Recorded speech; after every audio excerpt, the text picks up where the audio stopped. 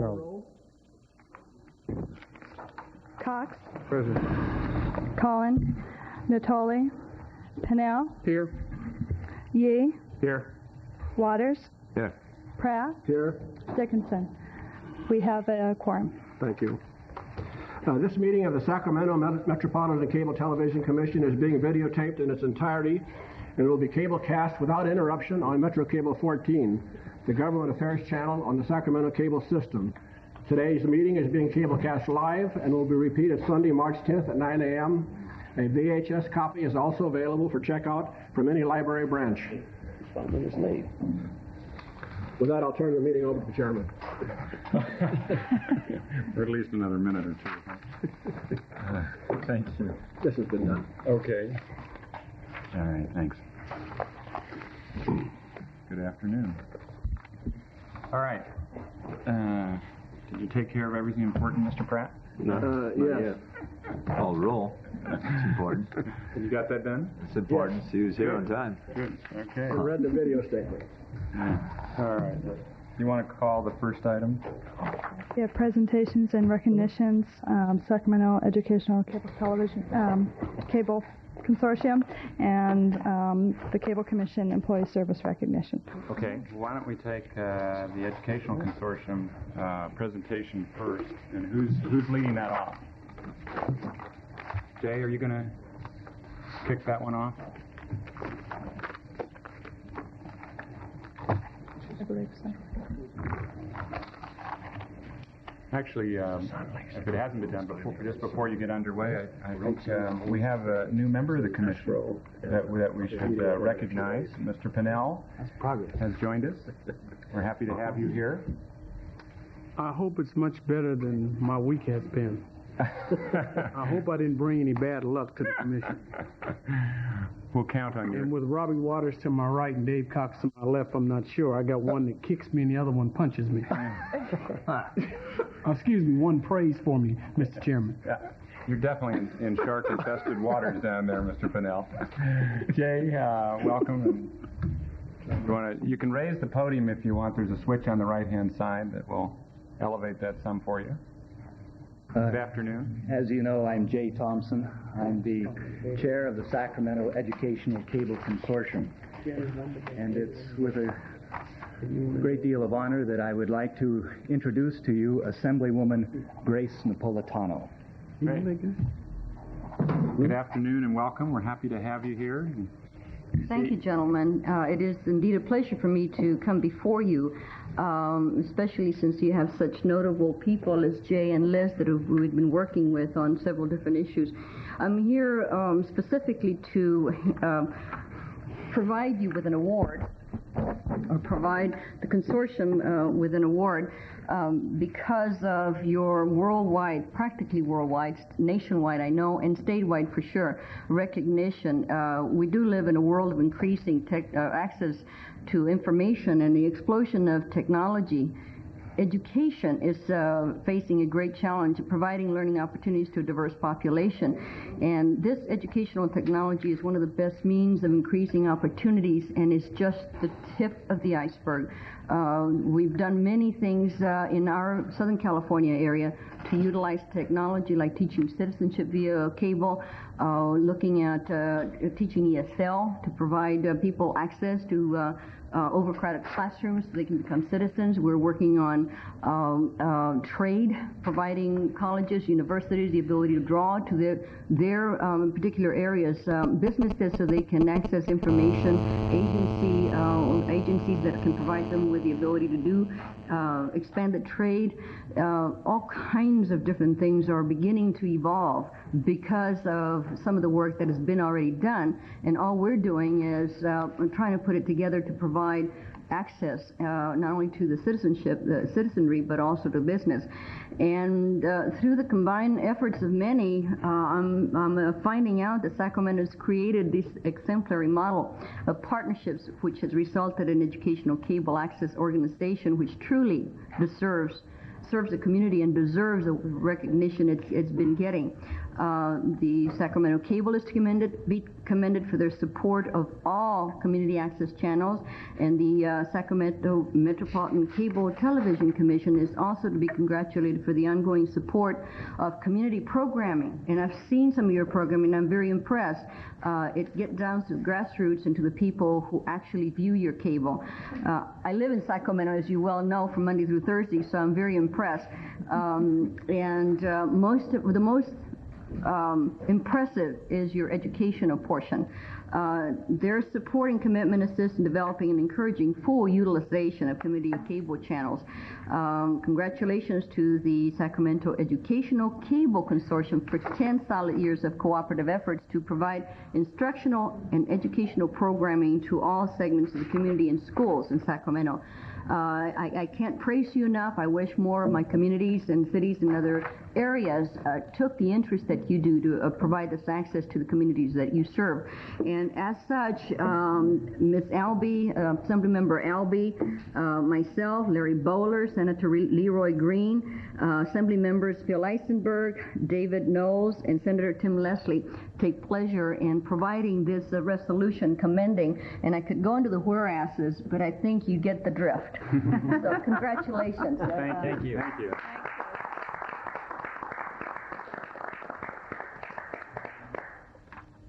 In just a moment, I'd like to introduce the other board members who are here today. But first, I would like to say it's very meaningful to receive this recognition for the work that all of the members of the Sacramento Educational Cable Consortium have done. But it's especially meaningful to receive this recognition from Assemblywoman Grace Napolitano.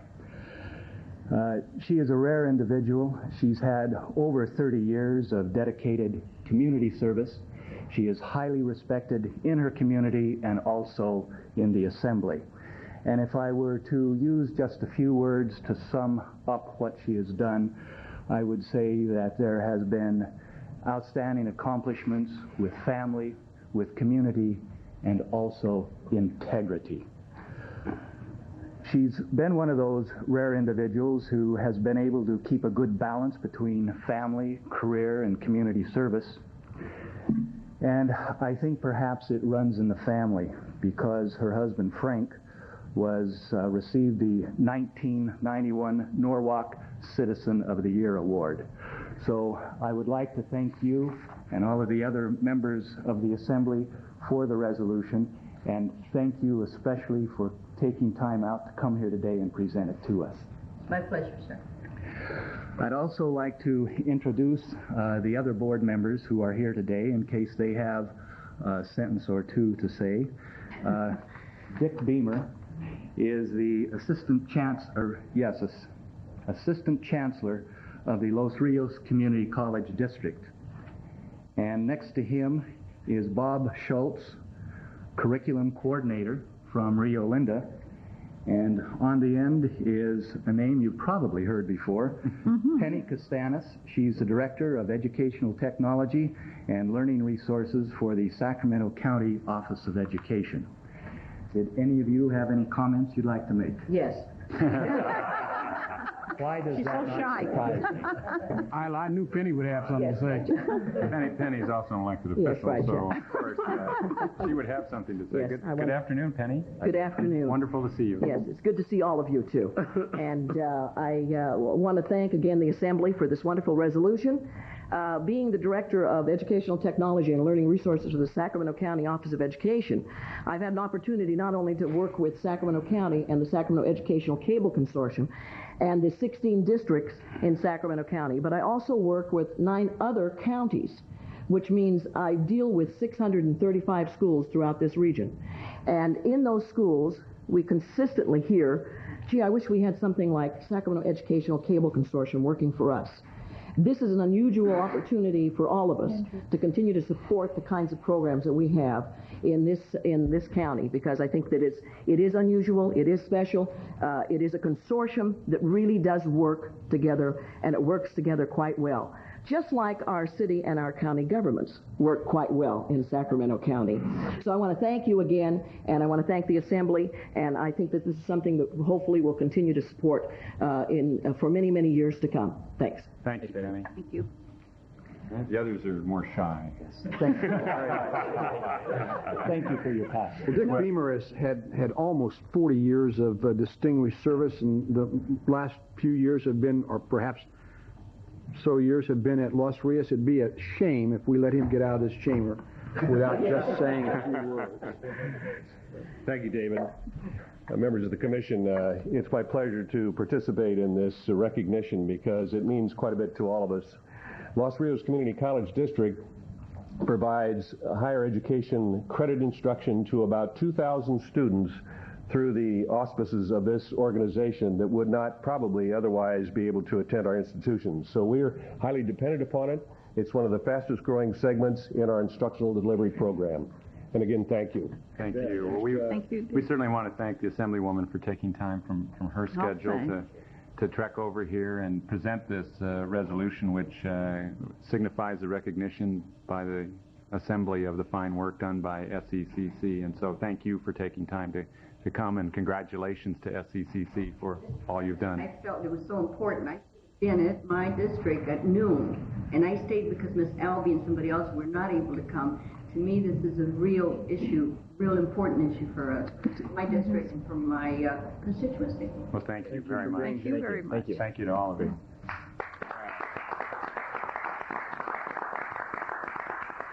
All right, is Ann here? No, she's not. Okay, I didn't see her. So we do have a resolution that we will be presenting to Ann Johnson, who's leaving Sacramento the Cable Commission to take. She has taken, I guess not to take. She has taken a position on the state level. She's moving up, huh? And so we do have a resolution that recognizes her service with the commission. I think it's notable that she began with the commission more than 12 years ago as a temporary on-call clerk. I remember. And some of us don't think cable television's even been around for 12 years. Not one. She was instrumental in the development of Metro Cable since 1986. And she was always one of those people zipping around, getting everything done, making sure that Metro Cable 14 was on the air. We all looked better because of her work. And so we have resolved that the Cable Television Commission expresses its appreciation and gratitude for Ann's contributions to Metro Cable and extends its best wishes to Ann Johnson in her new position with the California Assembly California Channel. Rich, do you want to add anything? Just a quick aside for those of you that Roger just said, the no end. There's a big black box in the back that controls the replay of all of our meeting tapes. This is an electronic mechanical machine, but it only seems to respond, or has responded over 10 and a half years now, to Ann.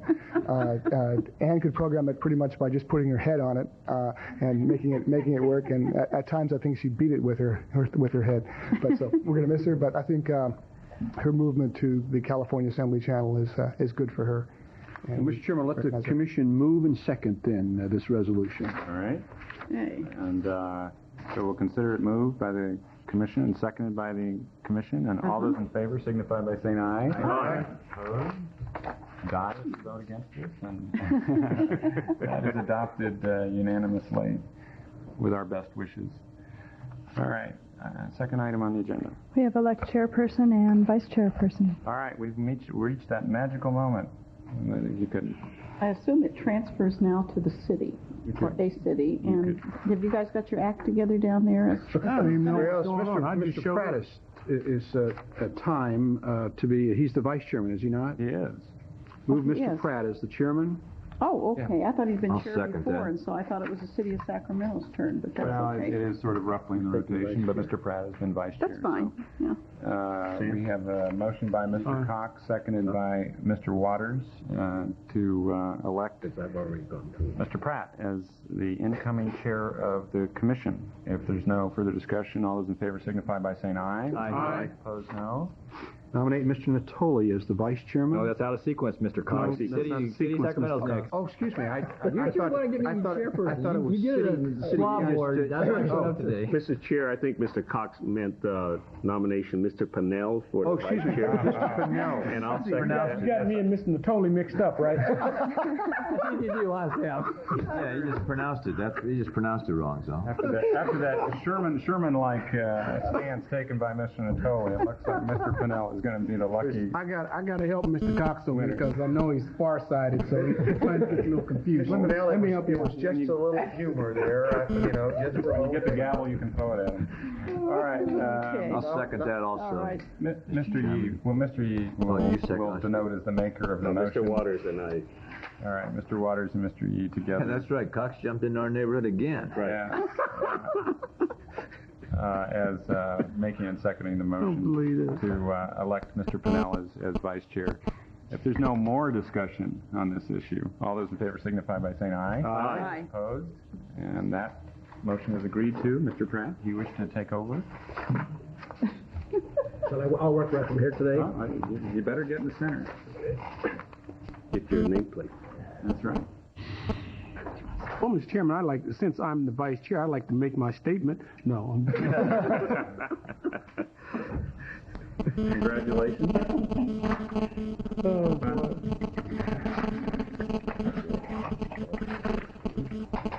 I think the first order of business would be to thank our esteemed colleague for the fine job he did this last year, and I think maybe a little round of applause would be in order.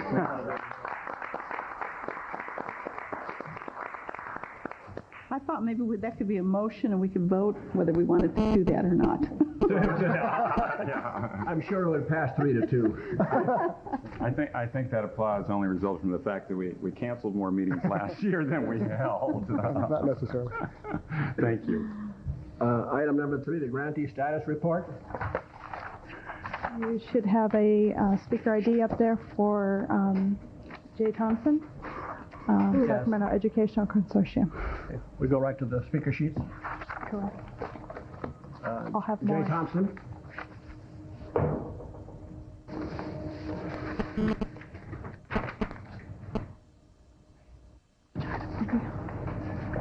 I'm Jay Thompson,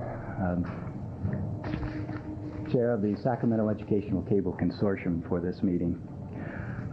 This will be a very short and brief report. We'll be reporting more in depth at your next meeting. We have a number of new projects, and the first is that several teachers from Rio Linda and a board member and the videographer from SECC are now in Panama as guests of the California National Guard.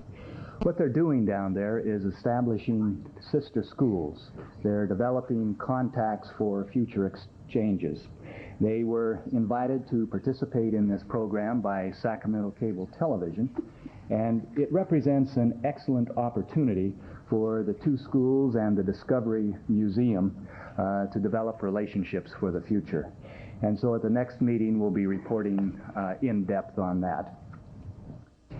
We also have an ongoing dialogue with Sacramento Cable to extend the use of the cable system to include data, networking, and video conferencing.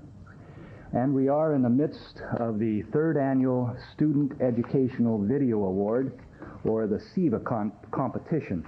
And they will be presented at the annual award night on May 2nd of this year. You have before you the publications from SECC. The program guide for SECC is included in here, and also Cable Currents. And in the center of Cable Currents is the entry form for the SEVA Awards for the students. So we continually have increasing competition and expectations on part of the students. Every year the number of students who apply and receive rewards increases, and it's been a very, very meaningful program for the students and for the schools in the greater Sacramento area. So if you have a moment sometime, if you could look at the publications, you would see some of the services that SECC continues to provide for the community. And again, at the next meeting, we'll be reporting in depth on these new programs. Thank you. Thank you. Next speaker is Jan Storr. I want to know how many of you wore your tennis shoes. I saw a lot of you last night. I'm Jan Storr, Director of the Nonprofit Resource Center located in the Central Library. Our purpose is to increase funding and improve management of nonprofit organizations. And so we interact with most nonprofit organizations in this region. In fact, in 1995, we had over 4,000 visitors, over 8,000 phone calls, and 203 days of training. We're involved with Access Sacramento because it's truly a unique service in this community, and it's a key referral source for the Nonprofit Resource Center. One specific project that we're involved with is going to help nonprofits get more access to information. Most nonprofits need new and innovative ways to reach their audiences, and the internet truly, especially through the World Wide Web, truly provides a great opportunity for nonprofits, but most don't have the funding or expertise to get on the web to make a web page themselves. So we're working with Access Sacramento, the Community Services Planning Council, to build web pages for small nonprofits. As the fastest growing means of communication in the country, the internet is extremely important for these organizations. We're building a list of nonprofits that would like help in forming a web page, and we're matching those with funding to help cover the costs for doing that. Now, how is this going to help the community? What this means is that anyone who wants to find out about a nonprofit can link on through the web page and find out about that organization. It also means that you, as movers and shakers and leaders within the community, can also find out about nonprofits. People who want to volunteer, get involved with organizations, can check them out on the internet. But most importantly, it means that clients, people who want to find out what the service hours are, who qualifies, that kind of thing, can check on the web page for this. So far, we've put on some nonprofit organizations, including Francis House, La Raza Galleria, La Familia, Child Abuse Prevention Council, and we hope before too long to have as many as 500 nonprofits out of the probably 4,000 in Sacramento County alone with web pages. I would really like to thank those of you who are involved in any way in helping support Access Sacramento for doing this, because as the director of the Resource Center, I can tell you we rely on it heavily for any cutting-edge technology.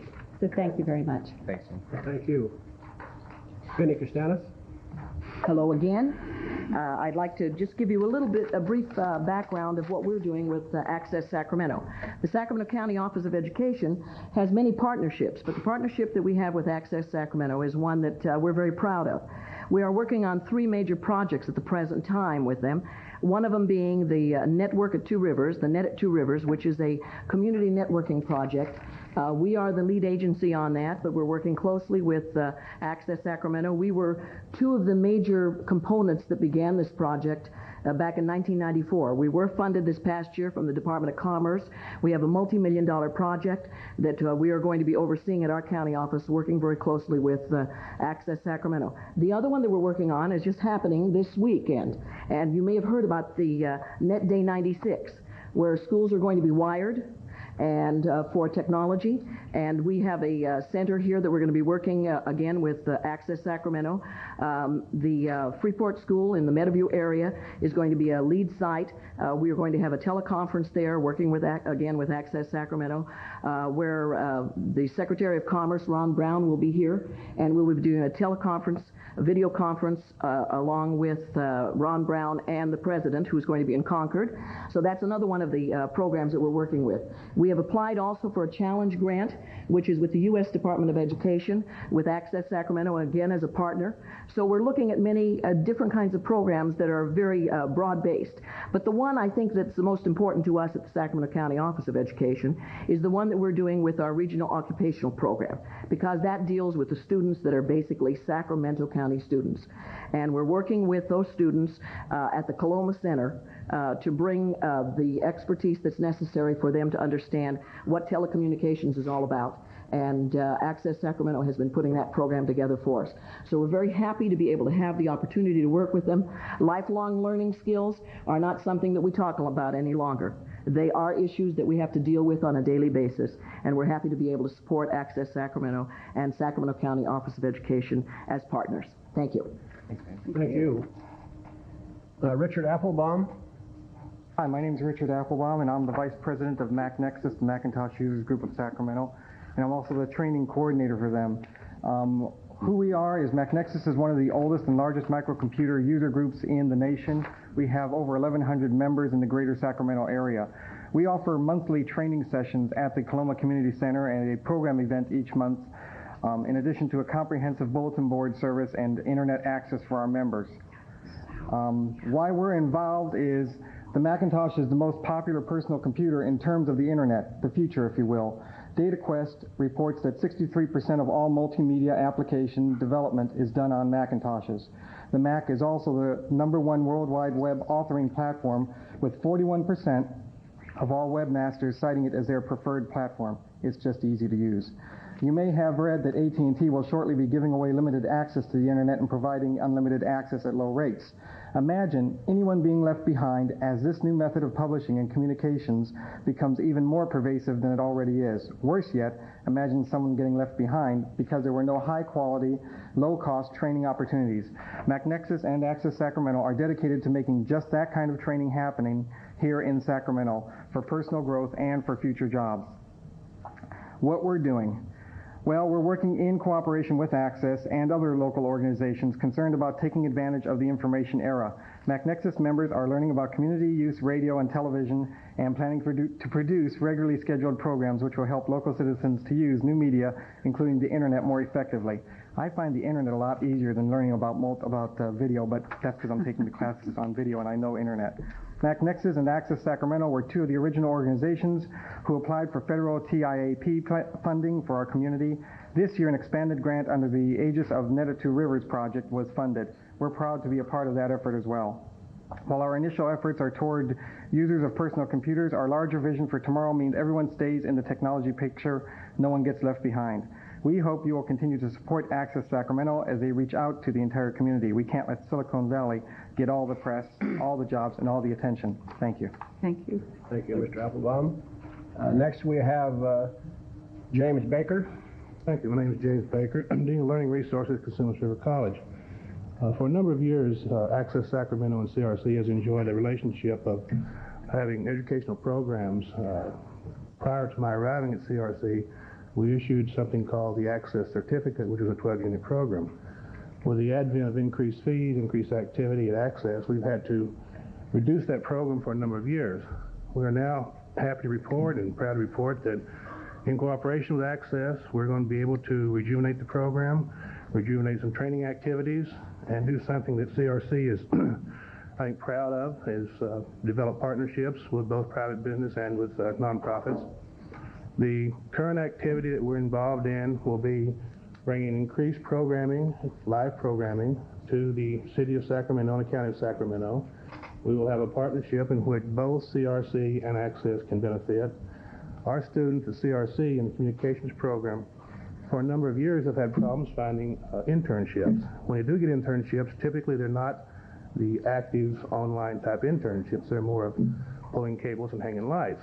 So with Access's participation in this grant, we feel that we can put our students into a meaningful broadcast situation on a real-time basis, give them practical outcome-based education, give them a chance to go out into the industry when they graduate from CRC and be qualified employees. What this means for Access and CRC is that we'll be producing several live real-time programs broadcast over the Access channels. We think that this will be a good partnership. We know it'll be a good partnership because we have also the ability to introduce the Access folks to our technical abilities, our editing abilities, and our online graphics abilities.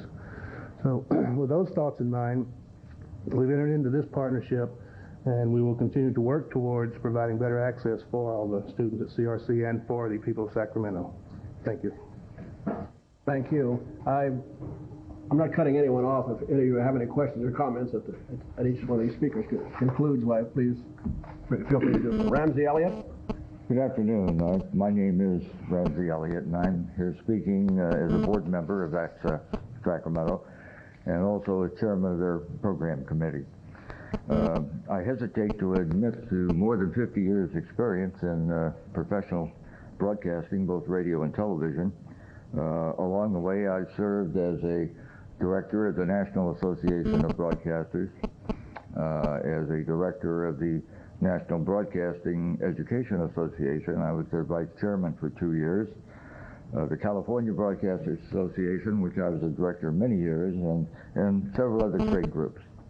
Currently, I'm serving Fuller Jeffrey Broadcasting here in Sacramento as a senior vice president. That word senior is indicative of you-know-what, close to retirement. Prior to that, I was executive vice president and director of broadcasting for the McClatchy newspaper group before we chose to sell all of our electronic media. And I served as general manager of Channel 13 KLVR for nearly 15 years. Presently, I'm very honored to serve as a director, if you will, of Access Sacramento. And this group has an exciting new lineup coming up these next years, and it's fully in tune with all the advancements that we hear and read about, the innovations in the new telecommunications program. And I'd like at this time to introduce one of my colleagues who is on our program committee and is a director of Access Sacramento, and that's Cassie Sade Turnipseed. Cassie. Hi. Good afternoon. Good afternoon. My name is Cassie Sade Turnipseed, and I am a proud member of the Board of Directors at Access Sacramento. And currently I serve on 2 of its committees, the New Technologies Committee as well as the Programming Committee. Today I would like to tell you about the new directions that we are taking in exploring new programming in the Programming Committee. So today I'll be brief with my time in telling you about basically why we are involved, what we are doing, how we intend to get things done. Consume This Rivers College is probably the most exciting venture as it offers an opportunity to enhance and expand our current studio-produced programming. Presently, our television and radio programming is driven by the needs of the community groups and individuals seeking a way to make their voices heard. This is a part of our mission, and that component will always remain. In addition, at Consumers Rivers College, we will develop many new live call-in shows to enable the community to hear from opinion leaders, the best and the brightest, such as yourselves, and from neighbors calling in with live questions and comments. Let me reiterate this point because it's important. This provides a vehicle of exchange for people who presently do not have a voice in our local programming. And the key word here is local. Viewers really do want information about what's going on in their communities, and they want detailed information, and that they do not get commercially for various reasons, of course. What we envision is a block of prime time featuring the live talk show format with hosts and guest speakers and phone-in callers from the community, examining a diverse range of local issues on a regularly programmed basis. Our working title for this format is Neighborhood Primetime Live. The general focus of these shows are consumer information, the visual and performing arts, sports, youth issues, seniors, health, local history, local culture, and businesses. And of course, adding the interactive element to this type of programming will greatly increase its community value. Now, how do we intend to get these things done? Well, we intend to develop an ad hoc committee, which hopefully some representatives from your body will also involve yourselves.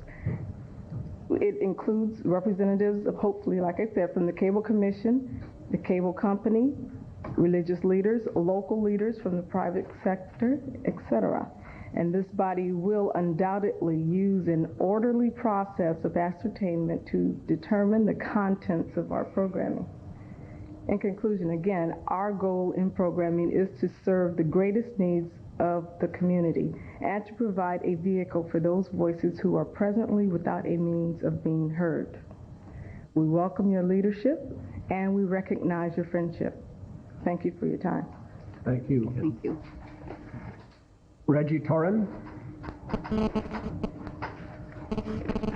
Sure, my name is Reggie Turan, and I am the Vice Chair of the Board of Directors of Sacramento Access. I got involved with Access Sacramento because presently in my regular job, I'm a criminal justice specialist with the Office of Criminal Justice Planning. And I wanted to find more innovative ways to serve various criminal justice agencies by working in the communities. I became involved with the board because I believe in the need for locally produced programming by skilled and trained volunteers. I believe the efforts of the thousands of programs that we've been producing each year to our cable subscribers have offered a rich diversity in the service to the community. In addition, it has also been an outlet for various other agencies and governmental agencies to find out better ways to access and reach the community. The board, the staff, volunteers, and members, and the viewers of Access Sacramento hope that our enthusiasm and successful partnership will further the goal and the mission that we hope to provide to the citizens of this county. We have tried to develop programs and services that serve all the residents of this county. The projects that you have heard outlined today are examples of our promise to match Cable Commission grant augmentation monies with partner organizations. We will continue reporting back to you as our innovative program strategies unfold. We again thank you for your funding support over the years and ask for your continued support in the future. Thank you. Thank you. This is a non-action item, so we'll go to item 4. Franchisee, licensee, general status presentation. We have Wayne Vowell and Ruth Blank.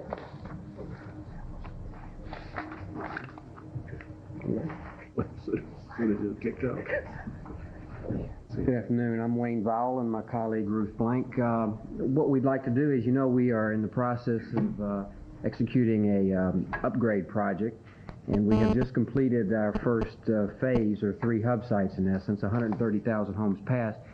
This day before yesterday, I believe, we launched our 4 new products, and we wanted to give you a brief glimpse of those 4 products. The response from the service area that has access to the new products has been very good.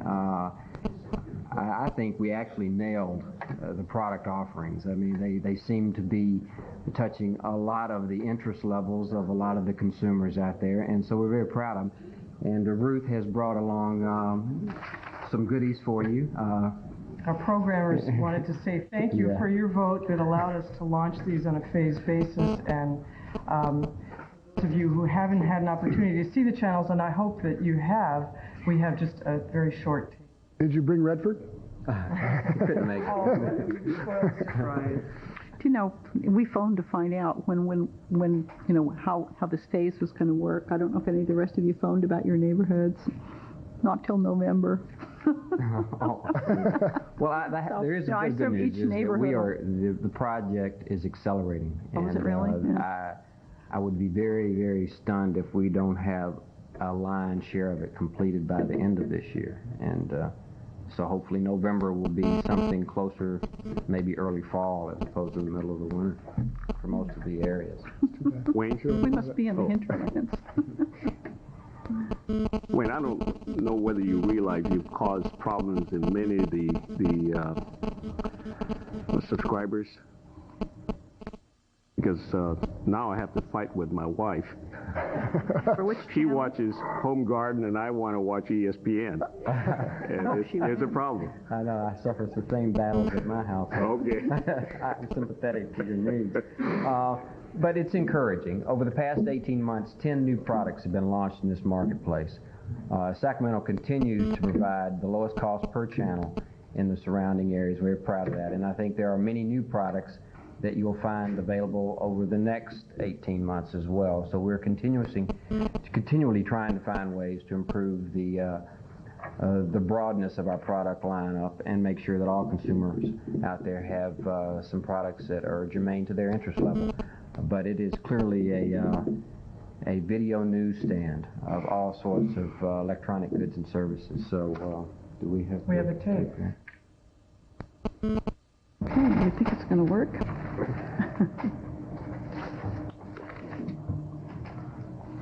I got to fight with my wife now. Got to know what sports.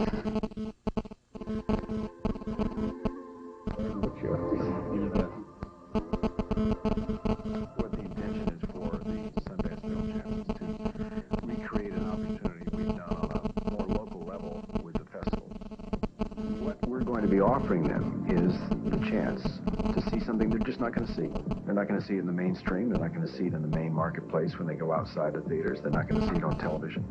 We're offering the opportunity to see the most unique use of film, all forms of film, from regular narrative film to experimental film, documentary film, animation.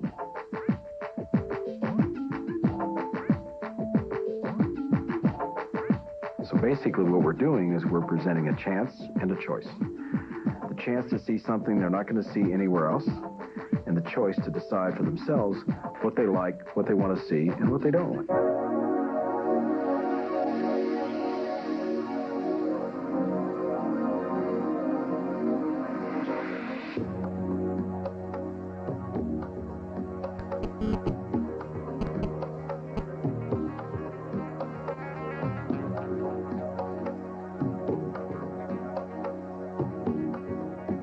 As our world grows ever smaller and our lives more automated, the nourishment we derive from the great outdoors becomes ever more precious.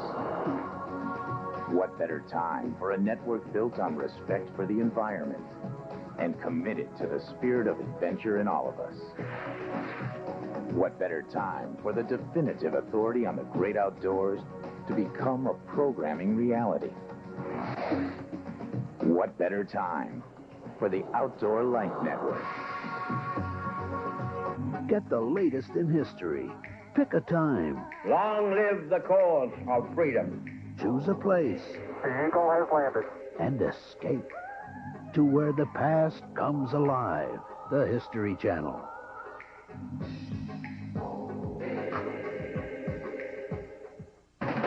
Get ready for the Independent Film Channel. 24 hours a day, devoted to independent film, unedited, commercial-free, from the most important filmmakers around the globe. The Independent Film Channel, opening up the bold, experimental, groundbreaking world of filmmaking. The Independent Film Channel, movies that don't sell out. Now available. Call your cable company. Our vendors have offered some goodies for you, so Ruth will pass them out. We'll be happy when I can get the History Channel. We'll get a lunch.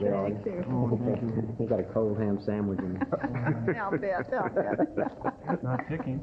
Is that what you're more worried about? What if you open yours? Oh, it's fun. Well, we have a moment, Wayne. I would like to relate to you my recent first and only experience with a problem with cable television. Oh, no. I called in because my remote had stopped working. And the very nice lady who answered said, yes, there's another remote on your house that doesn't work either, which I didn't even know. And so she said, I think I can fix it. Right away, I thought this was some kind of a trick.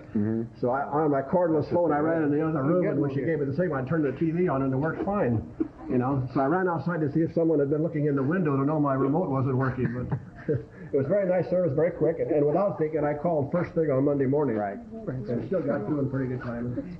Very nice service. Well, I'm glad I appreciate you saying this, sir. It's I hope Rich doesn't mind me saying this, but we're clearly, as you all know, customer service is something we're driving very hard to improve. That's a T-shirt. And I think if our numbers are correct, the complaints at least were coming into the Cable Commission office a year ago is down 30%. And I use that because that's an important number for me.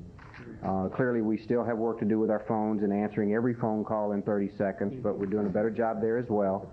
But the motivation of the staff at Sacramento Cable is very high, and they take great pride in providing quality service. And I think that number, and I have every reason to believe it's close to being true, is an indication of the attention we're paying to details and our desire to be a quality provider of video services in this marketplace. So, and offering new products like this clearly help as well. So, thank you. Any question? Wayne? I presume, for the lack of comment, that the new ownership is moving along fine without any hitches. Yeah, I assume Rich probably have addressed that, but it is. It's a long, laborious process. There's a lot of information that needs to be made available. Comcast is going back and pulling a lot of this additional information together, and we'll be submitting it very shortly for Rich and his staff's review. I'll let Rich comment on what he thinks the timetables will be. But yes, to answer the question succinctly, it is moving along nicely. It was just the early stages where one is learning to try to communicate with each other and see exactly what all parties need. And we have come over that hurdle now, and I think everyone is singing off the same sheet of music, and we should have this thing done very shortly. Thank you. Wayne, one last question. Is there still a continual dialogue between Sac Cable and San Francisco Channel? Yes, there is. Continuing.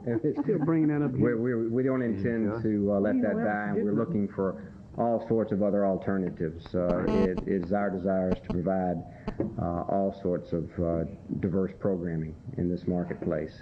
But Ruth, I don't know if she has recent comments relative to the San Francisco. Well, actually, yes. They're in the process of San Francisco Channel is in the process of feeding their channel to a TV station, a UHF station in Merced, which is then going to feed it to a low-power TV station in Sacramento. And the last that I heard was it was launched in Sacramento on the low-power station sometime between the 1st and the 15th of March. They may put that date on again, but it should be available off-air in a 20-mile radius around the low-power antenna. So most of Sacramento will be able to pick up the signal, and we're still in discussions with them about picking up some of their programming. When you say pick up the signal, are they going to pick it up on a particular channel? Well, I don't know what channel it is.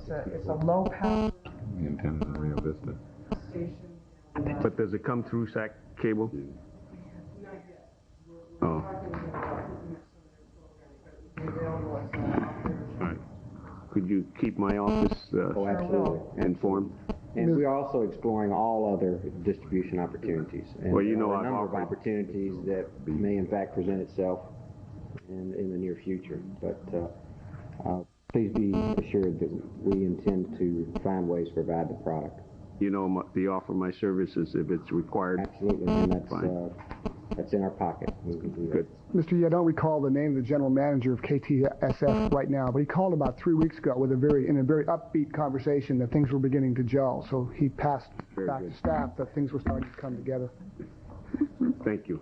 I'd like to also add something, because I really had the opportunity over the weekend to be at a conference on behalf of the county, and I was struck again by the fact that we really do have not only a really well-built system in this community, but we offer a tremendous amount for the amount that is being asked, for the consumer to pay, compared to a lot of other communities which have far fewer channels and are still paying about the same price or more. So, I think the citizens, the consumers, the people in this community can, be very proud of the fact that they've got a well-built system, and I really thank you for a well-run system. Well, you're very kind. And I do feel that it is something that offers a lot to the community. And one of the things I do have to comment on also is that I really do salute the fact that you've kept the public programming in the channels for a long period of time, for the education channels, for Channel 7. It really makes a difference, I think, in ease of access for those channels, and people do enjoy them. So. Oh, absolutely. It's quality product all the way around, and we intend everywhere possible to continue working with those entities in fashions that are productive for the community. but you're right, it's quality product. And any role we can play in distributing those products is something we're looking forward to doing. Thank you. Thank you. Thank you, folks. Item 5, 1996-97 Community Programming Funding Allocation Estimates. Mr. Chairman, members, good afternoon. I'd call your attention on the desk in front of you is a revised cover sheet for item 5. We had a typo in the chart, so if you use the new one, I would appreciate it. The community programming grant agreements require that by in March of each year, you advise your community programming grantees of the estimated funding for the next fiscal year. In times past, we've had a base of funding, which is summarized on the chart before you, and there have been recent augmentations that you've made at this point in time or later in the year as we know more detail about our fiscal condition. Staff's recommendation is that you advise the grantees of next year's funding allocation at traditional, that is very traditional, base levels.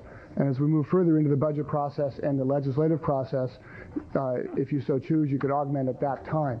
If you'd like, I could go into more details now about legislation, but there are, if you recall, there was some concerns at the federal level about ongoing compensation for use of the right-of-way that is now moved to from the federal to the state level, and I'll discuss that in more detail under the staff status item. I can tell you that in your deliberations, if there's no change to state or state policy, and if the projections I've made or have received from Sacramento Cable relative to revenue for next year, why I comment on that is that up until right now, for the last 3 years, compensation from Sacramento Cable has been a fixed amount of $2.5 million a year. Beginning now, pursuant to your settlement agreement of 1988, we go to a calculated number. So I don't have a lot of experience yet with these calculations. It'll take 3 or 4 quarters to see how it projects, but I have spoken with Kevin Jones at Sacramento Cable, and we're going to assume right now that the $2.5 million a year settlement payment made by Sacramento Cable will stay within the plus or minus, probably plus 100,000 at this time. It may go higher, but I'm in my role, I'm being conservative. So you may have $2.5 to $2.6 million in the next 12 months, assuming again that there are no changes. Bottom line for you, and as you consider this item, and again, staff is recommending that you hold at the $1,035,000 at the traditional base, is that you could take the current year allocation of approximately $1,004,000, and the best I can estimate for you now is add $200,000 to it, again with the caveats I've mentioned. Any questions? I have a question, Mr. Chairman. I want to be sure, Rich, I understand what you've said, and that is that you're saying until the budget is adopted by this board and the grantees' budgets have been incorporated, you're recommending that we only allocate the base as a beginning part? Yes. Okay. That's your recommendation. The second part of that is that your best guess at this time is that there will be $2,006,000, which is about $100,000 more than last year. In total overall revenues, that's correct. Okay. Because of let me phrase it differently. Assuming that the $2,006,000 is accurate, or $2,005,000, you would anticipate that at the time that we come back and have all the budgets in place, all things being equal, that there would be an augmentation. I'm saying that if you were to announce the base as the allotment for next year now, given the things I've described, the best projections I can make now is that you would have between $500,000 and $600,000 available at budget time to augment, or do with as you please. Recall that last year you took $2 million of those accumulated augmentations or accumulated funds and distributed them to the county and the city for other purposes. I understand. But the augmentation is $314,000 or $315,000 last year. Let's call it $300,000. So we would have approximately, would have 100% more than we have done as far as augmentation is concerned, assuming that we use the number $1 million plus the $300,000 and a $2,006,000 revenue. Okay, we got different things. I disagree with your 100% calculation. The 2.6 million is total gross revenues to the commission next I understand, year. but if we augmented 300,000 and there was $600,000 surplus, that means that 100% of 300,000 is 300,000, so you got 600,000. In approximate numbers, yes. Let me, the augmentation, you are correct. I understand. From a budgetary standpoint, to have the grantees come back, obviously, is an expenditure of time and energy. Do you think it is a situation where we could, in fact, say today that it's our intention, from your standpoint, that's our intention to budget the entire amount of base plus augmented, and then pay out the base in an accelerated method so that reductions don't occur immediately? I'm not sure I understand your question, sir. Well, in other words, if you paid out the $1,038,000, I apologize, talking to you in shorthand today. If you paid out the $1,038,000, and let's say you divided that by 9 equal installments, that really is equivalent to paying out the $1,004,000 over a 12-month period of time. I have to run a cash flow. I recognize that this is money that accrues to the commission in increments over the next year, so we don't get it all at once. Yeah. I'm not sure that we could accelerate the payments and still have cash in the bank. Okay. The compensation from Sacramento Cable comes quarterly. If you take the traditional calendar quarters, it's 1 month off from the traditional quarters. Okay. Is it a situation where we have the ability? I guess my concern is that and I'm not presuming to speak for this board, but for this board member, it seems to me that if we do have excess money, we ought to recognize that today, that we ought to go ahead and make that allocation and then figure out how we're going to make the payment. I'm just simply suggesting to you that that if we have some way of staggering that. The decision you make relative to allocation is a policy decision. It's staff's position that you can start from the base, and you can go from the base. You can go base plus last year's augmentation, and you can go base plus another augmentation if you're so inclined. The key factor here is two things. One is we are restricted in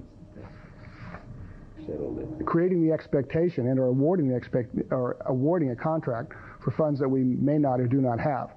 So I've got to preface all this by some necessities of legislation that needs to be brought up later. But if it's your recommendation that could we now advise the grantees, subject to confirmation of budget time, of base plus augmentation? Yes. Okay. All right. Thank you, sir. Chair. Natoli? Yeah. Rich, question has come up in some conversations relative to multi-year contracts, and I'm just curious. I'm sure you've probably had some of those discussions as well, and your recommendation before us is, of course, for this ensuing year. But I'm curious as to, from your perspective anyway, with multi-year, how that might work with just the discussion we just had relative certainly to augmentation, but also to, I think, some level of certainty over the course of the next several years anyway of expectation of a certain amount of funding, not necessarily augmentation, but certainly a level of funding that seems to be commensurate with what's been received, historically speaking, over the past several years. So maybe if you could just respond on. Right. First off, the request for such is, I've heard it's one we've been through for years past. Every recipient of government funds would like to have assurances ad infinitum that they're going to continue forever, and that's a policy issue on your part. We have some technical aspects, however. While you could establish a policy, making a decision and directing staff to allocate some, all, or whatever percentage of your resources each year, it takes an appropriation each year. In government services, you cannot obligate future boards, etc. You would need to know that that would always be subject to the revenue available each year, and it would be subject to a change of policy by a majority of the votes present. Bottom line, you could establish a policy saying, yes, it's our policy to. You could establish a policy in advice of counsel that you could establish a policy which says we appropriate X automatically unless we decide to do otherwise and roll forward. But there would have to be a fiscal year to fiscal year balancing of the budget before it could be locked down. Yeah, So, any budgeting process requires that. You're absolutely correct on that part. Maybe I phrased it incorrectly. Maybe a multi-year contract, whether it be contractual arrangement, whether it's percentages of certain dollar amounts, based upon the ability of the agency then to fund that. And certainly, I think it's no different than probably a number of other agencies that have a contract, but it's based upon certainly the reality at the time and appropriate. if it's the board's desire to have that policy, you could certainly have the policy. But the key thing is, this is not like signing a mortgage contract for your house where you've agreed to what you're going to do 4 or 5 years hence. Government, you got to go 1 year at a time. And Harriet, have you looked at that? Has that been reviewed on? I basically agree with what Rich has been saying. I think you can enter into a multi-year agreement, but it's going to be subject each year to the board deciding there's available funds and board policy and those types of things, so that you're not obligating yourself for revenues that you may not have. Mr. Chairman. Just in terms of the estimate that you're giving us of $2.6 million under the formula, is that based upon looking at current circumstances and applying the formula to it, or is it based strictly on a hypothesis about what the elements will be that apply to the formula in the future? I prefaced the funds available with a gigantic if. I hope it was heard. That was on the assumption that we continue forward, both legislatively at state policy level, with that which exists now, and you make no other policy decisions about allocations to the parental jurisdictions.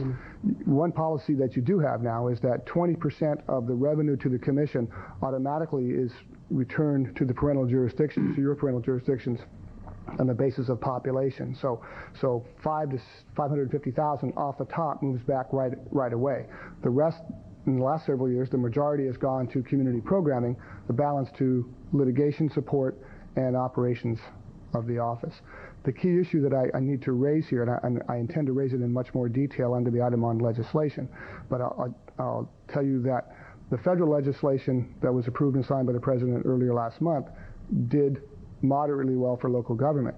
But this last week there was legislation introduced at the state level which has some key words in it that are very concerning, and this is one of several bills, but let me just read you one paragraph and say why I'm concerned and why I'm recommending a more moderate course. The governing body of a city, county, or including a charter city may adopt ordinances prescribing fees for the placement of telecommunications facilities, lines, poles, or antenna, but the fees shall not exceed the amount reasonably required by the local government enforcement agency to issue permits and shall not be levied for general revenue purposes. I have concern that this legislation, if approved, would make a dramatic change to state policy and include the loss of franchise fees for cable television, as well as other compensation for the right-of-way. This bill has some very strong support from the telecommunications industry.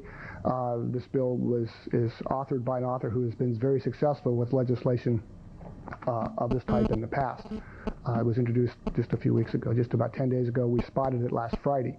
So I would be concerned about you're making an allocation to the community programming grantees that creates an expectation and or they begin to obligate themselves contractually to other programs and other activities, and wherein you would not be able to support it.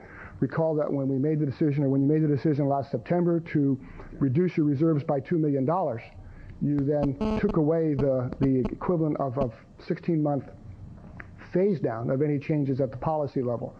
So should there be a change at the policy level, the impact is felt immediately. We don't have a coaster break, a declining budget anymore.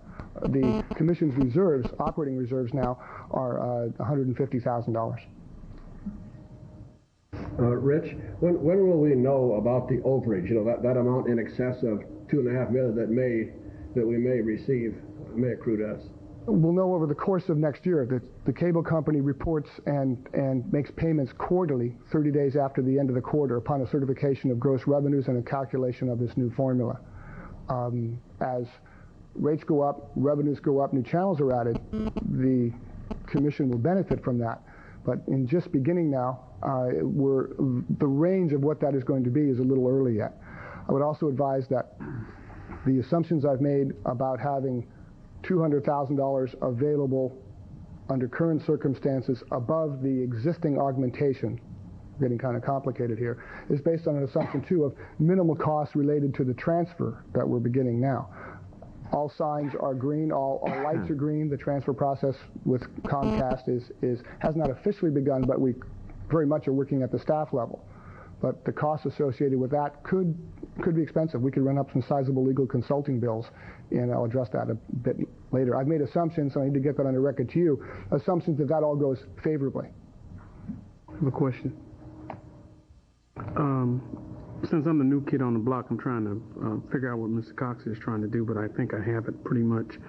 What you're saying, Rich, is that you receive the monies on a quarterly basis from cable.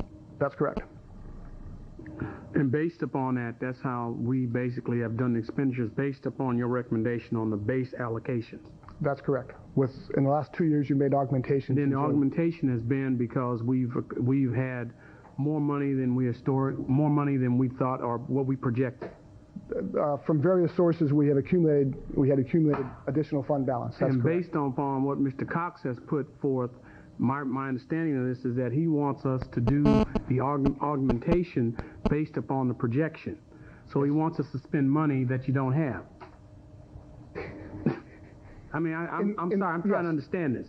Well, yes. That isn't. It's revenue to accrue. My hypothesis. No. Well, but I mean, I'm just trying to get somebody to walk me down the yellow brick road, Mr. Cox. I mean, I don't care how you shape it or put it, but that's the kind of way I'm reading it. Well, I want you to characterize it accurately. I don't want you to talk about spending money that we don't have. Well, I mean, but Dave, we don't have it. I get. Wait. Well, let me back up a step. It's money that has not come in based upon the projections, or based upon the projections, we have not allocated the money. But historically, we've had a pretty good year, so monies came in a little more than what we thought. And there is a contract obligating those funds that goes on to the year 2023. Barring no changes in state policy, the probability that those revenues will continue to come in going forward is quite high. The franchise with Sacramento Cable is secured very well. So if there's no change in state policy as to statewide compensation for use of the right-of-way for cable television, I'm very comfortable in saying that while the revenues aren't here yet, they very, very likely will be. Okay. But based upon the illusion that the state does not take any action or that we're not hit, we should be fairly safe. That's correct. But the uncertainty is that could happen. That's correct. And if that did happen and we made a commitment to do the augmentation, we might come up short. That's correct. Am I pretty much? Yep. Yes. That's what I was just trying to walk myself through it. Sometimes I need to understand this stuff. I ain't as good as Mr. Cox. Well, the reality is we have a formula, do we not? That we have a formula on which we work. Distribution. Correct? No, we have an historic practice, but no formula. Okay. Nothing policy. You have calculated that the commission will receive X number of dollars based upon the formula. There is a formula based on revenue. That is correct. Okay. I thought you meant on expenditures. There's a formula. All things being equal, if the world doesn't come to an end and all of those other things, all the lights don't turn red. Hopefully not. We'll continue to proceed down the line, and there will be a revenue stream generated. Correct? That's correct. Now, what my proposal is that based upon your best guess, we ought to go ahead, recognizing that when we get up in the morning, we don't have all the freeways unclogged and all the lights are not green, that based upon your best effort, we ought to be able to save everyone some time. And that is that we ought to be able to structure an agreement, Mr. Chairman, that says if the money comes in as we've planned, this is the way we're going to pay it out. We historically have given the grantees about 57% of what comes, 56 or 57% of what comes in, somewhere in that neighborhood. Now that's $1 million. That's $1.4 million as it relates to $2.5 million. I think that's 56 or 57%. We ought to begin moving down in that direction, and if it drops off to X number of dollars, we ought to have a floor that says, okay, we can't pay you. But on the other hand, as long as the money comes in, we ought to be able to kind of anticipate that money. By the way, that's what we all do on a monthly basis. and that is we make mortgages, we hook up to the electricity and the telephone and the cable television and all those things on the anticipation that there's some certainty as far as generation of revenue is concerned. Is it a spending money that we don't have? I guess to that extent it is, but I think it's a reasonable risk that one can take based upon what we know the formula to be. Okay. I'd like to make a couple of comments. I think the bigger issue for me is not so much what the cash flow is going to be, for this particular year, except for the timing of legislation and how that legislation might or might not succeed, and what that does to an existing contract that we have. Those are the things I think in terms of multi-year. I'm not as concerned about this year, but if you look at Costa's bill, the thing that strikes you is that if you were really interested in competition, if you were really interested in a public's right to have access to multiplicities of competitors, but also multiplicities of information, you would have done something about applying something to the newest competitors and putting them on a level playing field rather than going out and trying to go the opposite way, which I think Costa's bill is trying to do, which I think is very, very detrimental not only to public access but to the channels of information within a community that will be affected. So number one, I think that we probably ought to oppose that legislation. It directly threatens, I think, public access all over the state of California, and then indicate to the legislature that if they really want to do something about making sure that there is public access, that they just take a different tack and make sure that the other competitors coming in have to also pay for the use of all the rights of ways and facilities that are being utilized. There's a whole different way you could look at that, and then that I don't understand exactly why that kind of a bill could not be pushed by people who are really interested in making sure a multiplicity of messages get out rather than a continual concentration of power in terms of what kind of messages get out. So, this one, I just don't think we're at that much jeopardy this time, depending on how that legislation works. Jimmy? Rich, according to your report here, what you're recommending that this board is to approve the base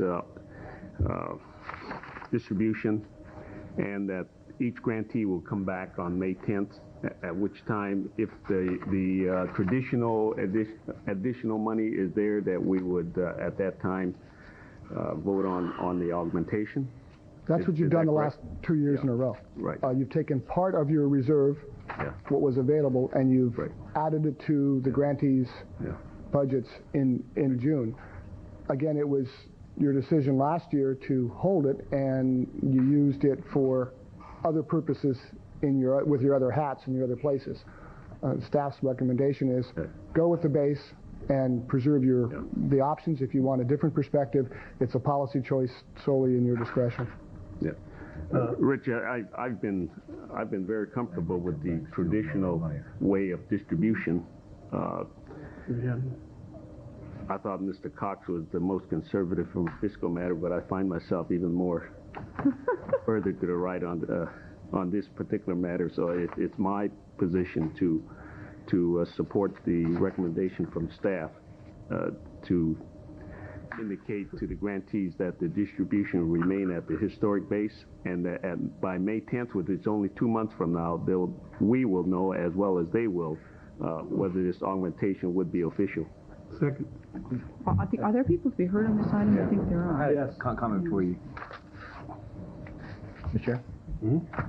Just my understanding of what's been discussed here between several members, I think that it's not unlike your normal budgeting process that we do, whether it's a city, county, otherwise. You do some projections, and I think you use your historical percentages, you look at your revenue streams, whatever they might be, and that's how you build a budget. And so, I mean, in essence, Samuel, you're correct, you spend money you don't have yet, but that's what budgets are. You budget for a year, and that's what is predicated upon that. And there again, there can be things, as you've talked about, that may jump up and we didn't expect them, and they change that whole picture. But I think you have processes in place that allow you to revisit at those points in time. I mean, the expectation is you will have those monies, but there's no guarantee until the end of the fiscal year, and you said, yeah, that's what the budget was. It came out this close or this much above or that much below.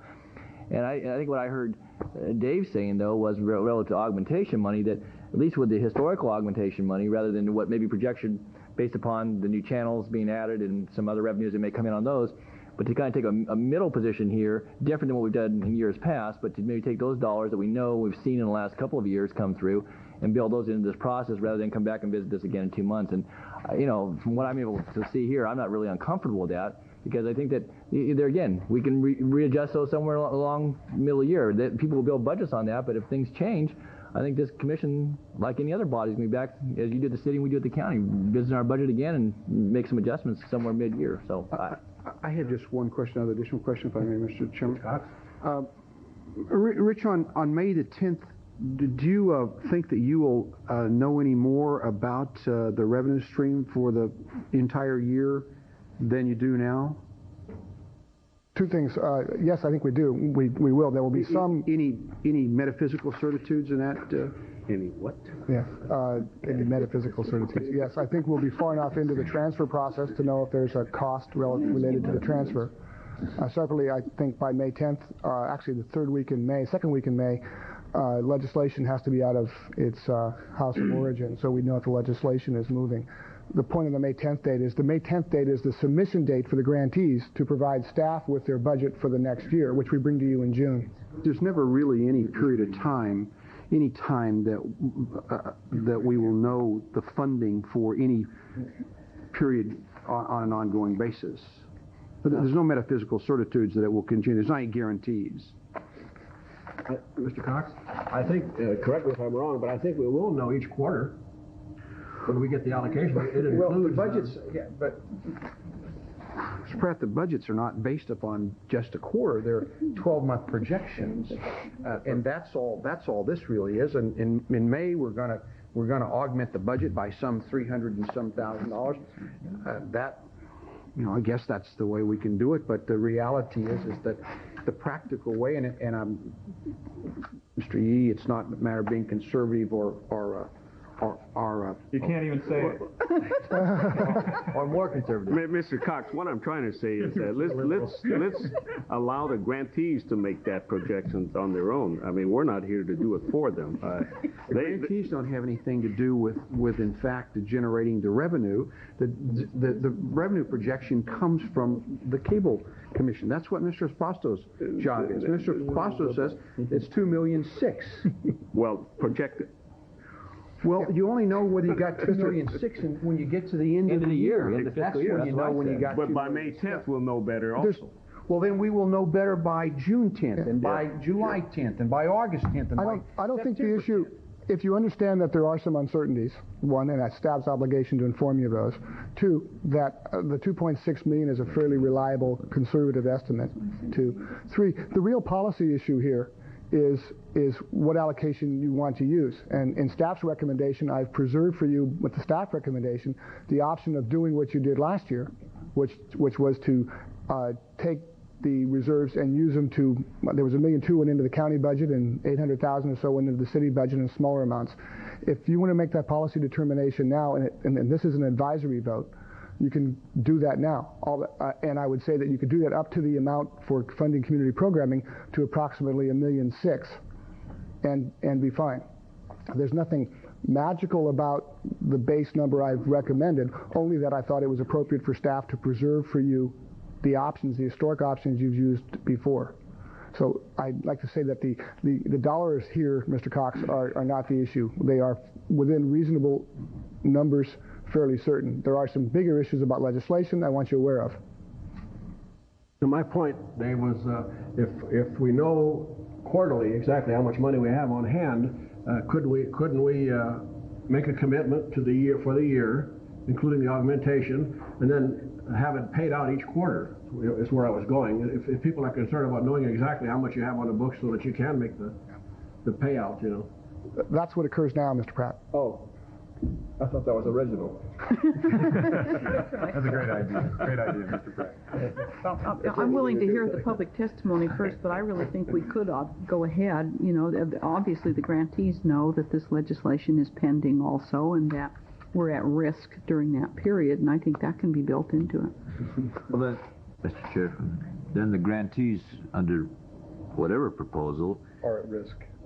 are at risk. They're trying to set a 12-month budget. Yep. And we're saying, okay, we'll give you the augmentation of $314,000, but when it's your second payment's due in the second or third quarter, we may have to take some of that back. So how can they really project their whole year? Because I think we'll be fine unless the legislation passes. Yeah. Mr. Chairman. That's the hang-up of this particular year, is that pending legislation. We can't guarantee it. No. Mr. Dickerson? Let me make an observation, because I've sort of moved over time on this issue. I think I was where Mr. Yee is last year, and when I first joined the commission the year before, but I think I've moved to Mr. Cox's point. That's quite a move. My God, that is something. Isn't it? It could be an omen that you're going to win your election. Let me tell you, there's not a lot of daylight between you. You know, I really think. Are you looking for his endorsement? Yeah. I must say that I really think that this is a debate over very little. The fact is, the last 2 years we've made the augmentations. Unless there is something, leaving the legislative scene aside for a moment, unless there was something completely unforeseeable in the realm of what the grantees are doing, or some new grantee that would emerge, which is not going to happen in the next 2 months, we're going to give them this money again. No question about we're that. going to give them this money again. So, you know, why spend the time laboring over it if we're going to do it anyway? Let's do it. Let them plan their budgets. There obviously has to be a gigantic caveat on it that if the money goes away as a result of state legislation or other circumstances, right, they're dead meat, just like we are. And that's the reality. And then let's try and work some kind of framework. I don't think it's contractual in nature, because we can't obligate money for future commissions, but we can indicate, it seems to me, or try to work toward an indication of what future amounts would be allocated, all of the things being equal, to give the grantees the ability to do future planning as well. And I think they understand, as we do, that if circumstances change significantly, we're all subject to having to deal with those changed circumstances. But, you know, I mean, we're spending this time arguing over what we do with $300,000, and we're going to give it to them. Roger, I don't have a problem if you want to include your modification, including the caveat. Well, yeah, I mean, I think that it should go without saying, but it has to go by being said. Right. Yeah. Maybe we should take a moment to regain our composures and listen to a couple of speakers. Jay Thompson. Yeah. Okay. Van Garden, Southern. I'll be here in case there are any questions. Okay. Roger, it's interesting to be here at a time of such a great seismic shift. It almost has a Richter quality to it. Doesn't it, though? But you know what they say, in the long run, we're all dead.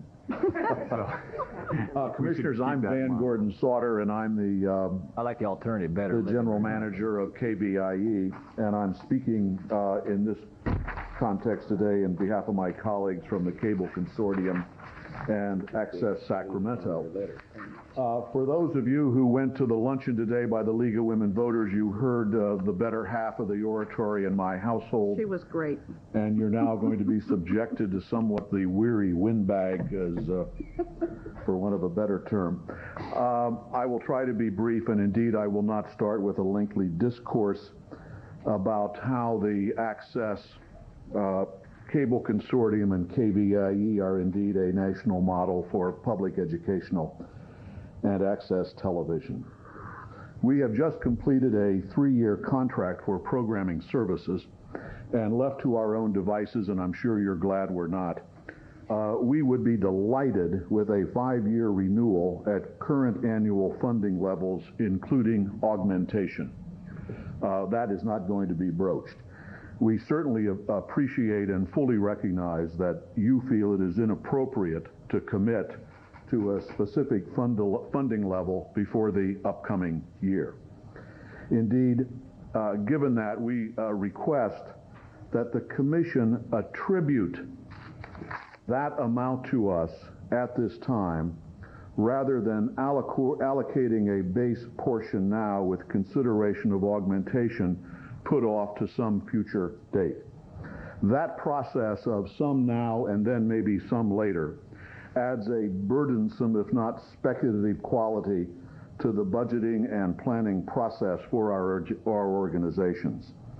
We know very well that legislation, a change in fiscal circumstances, as Mr. Cox was reaching for a plague of frogs, could indeed alter our circumstances. What we need for our purposes fundamentally is an attribution, a statement that says, if everything goes according to normal, we are going to give you this year what you had the past year in terms of base and augmentation. And we recognize that any number of circumstances could alter that, but it helps us for our purposes to know an intent. Secondly, it would be of great help to us, and this may constitute an imposition, but it would be helpful to us if the Commission, in language with which it is comfortable, could indicate to our three organizations an intent to support them for the next 3 or 5 years at current financial levels. If current funding levels remain available to the Commission, if public policy is sustained as it is today. That would be something which would be very beneficial to us as we reach out for partnerships and arrangements that we think over time will enhance our service to our constituencies, increase our revenue opportunities, and hopefully make us more effective in the marketplace we serve. We would like to have that attribution for the coming year and some sort of an indication for the next few years for 3 very basic reasons. In terms of the money for the coming year, we think we need that to maintain the quality service that we have delivered in our respective ways. Second, your statement of continued support and desire to support financially our endeavors would enhance our ability to enter into partnerships to generate broader audience and in some cases increased revenue self-reliance.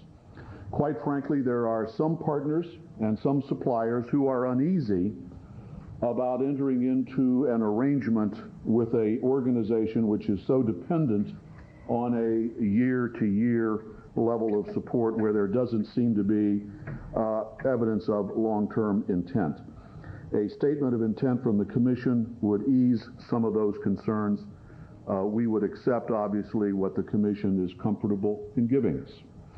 Finally, your statement of support would constitute an exceedingly strong signal to the current and future cable ownership, to broadcast product suppliers, and to the audience community itself of your support for this unique form of video service and the preservation of its traditional ease and continuity of access to the public in the Sacramento area.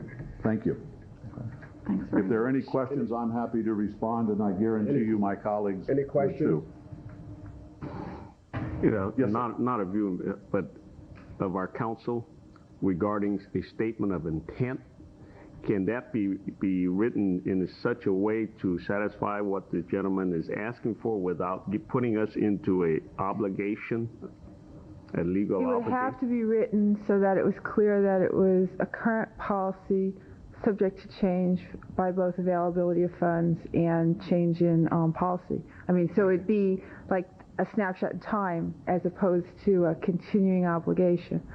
I think it's the easiest way for me to explain it. Like you can take action, let's say today, saying that today, all things being equal, it would be our intent to continue doing what we've done in the past. But you have to understand that that may change tomorrow based on outside circumstances or based on the needs of the member jurisdictions or based on our own internal needs. And so I don't know if what you can do really as policy matter would satisfy what the grantee's concerns are. That snapshot, with all the caveats attached, the snapshot is more productive than sort of an ephemeral vision on the horizon. But is what our legal counsel just mentioned something in the framework of what you're looking Absolutely. for? Okay. You could. Water? Rich? I just. Mr. Waters. Thought you were done. Well, I was going to add that if I heard your question right, Mr. Yee, what you would be doing was establishing a policy which directed staff at this point next year to bring you a recommended funding allocation of a new base. The base, which, if I'm hearing right, is the current year's allocation. All other things being equal. That's an appropriate policy position subject to your confirmation every year. So instead of the recommendation now being at the historic base, you'd be instructing staff to bring forward a new base. That's entirely appropriate. Well, Rich, what I'm trying to determine is that this $300,000 augmentation that we have that we might know by May 10th, would we know that by March of next year? I tried to say earlier, I think the likelihood of that of the funds being available is quite high. Okay. So we shouldn't be focusing on the dollar amount as much as we're focusing on the policy aspect. Okay. All right. Mr. Waters? Yes. Maybe you can explain to me. I don't understand if we're going to give you what Jimmy just asked if we could do, which apparently is quite legal.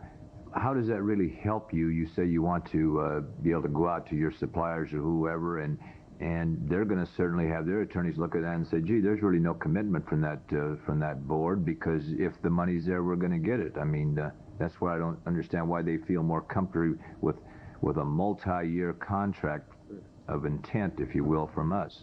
Well, both the Access people and also Channel 7 are looking at entering into partnerships with organizations. And I think our potential partners would feel comfortable knowing that the Commission feels that these are services of merit, and that if all things being equal, the Commission intends to continue its support. It is not a document that one can embrace with great warmth, but it is an indicator to them that we have a harmonious relationship with the Commission.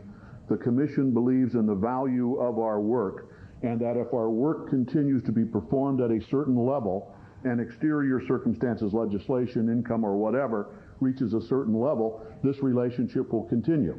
And that, as minor as it may seem, is nonetheless of value to us. Okay, thank you. Yeah, Ron, you want? Ron Cooper, Executive Director of Access Sacramento.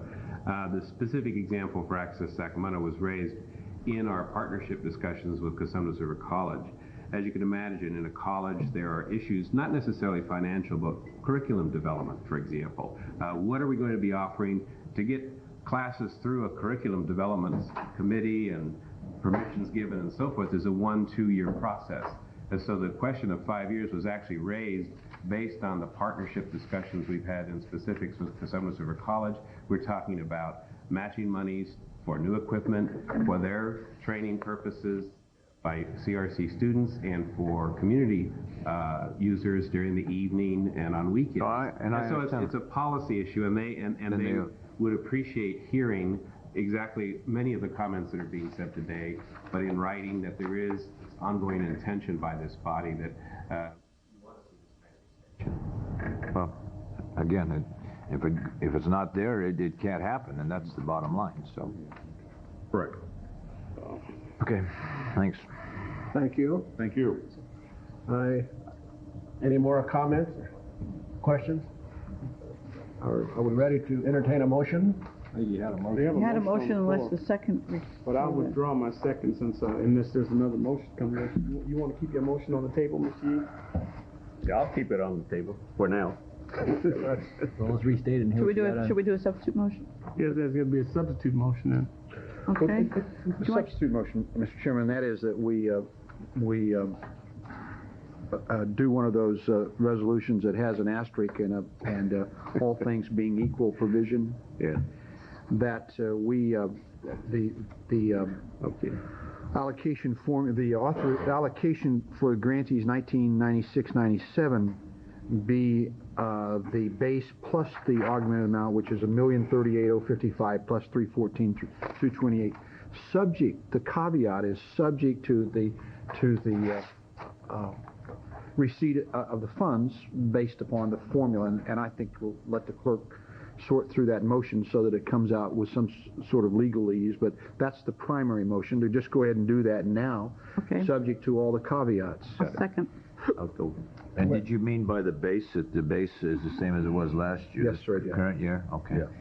Right. Well, he's adding the base, yes, the base and the augmentation. Okay, fine. Dave, in your motion about your resolution with the asterisks, then how are you addressing the issue relative to the base and to the, we're talking about intent, but are you I want to come back and do another motion with respect to the intent. Okay.